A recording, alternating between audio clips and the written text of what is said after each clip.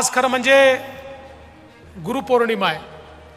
आपण म्हणतो गुरुर ब्रह्मा गुरुर विष्णू गुरुर्देवो महेश्वरा गुरुर साक्षात परब्रह्म तस्मै श्री गुरुवे नमः.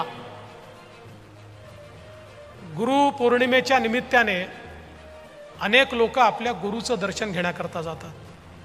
महाराष्ट्रात कोणी शिर्डीला जातं, कोणी शेगावला जातं, कोणी अक्कलकोटला जातं.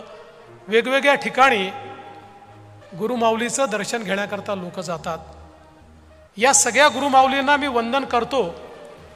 पण आज आपण सगळे या गुरुपौर्णिमेच्या दिवशी आपल्याला गुरुसारखी असलेली, मातेसारखी असलेली आपली पार्टी, आपला पक्ष भारतीय जनता पक्षाच्या अधिवेशनामध्ये या ठिकाणी आलो आहोत. आणि आपल्या सगळ्यांना एकच गोष्ट शिकवली आहे की आपला गुरु कोण आहे. आपला गुरु आहे भगवा ध्वज, भगवी पताका ही आपला गुरु आहे. आणि म्हणून ह्या परमपवित्र भगव्या ध्वजाला देखील आज या निमित्ताने मी वंदन करतो.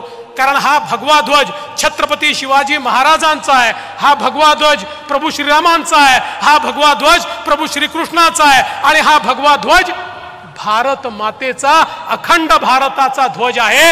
आणि म्हणून या गुरुला या निमित्ताने मी खऱ्या अर्थानं नमन करतो.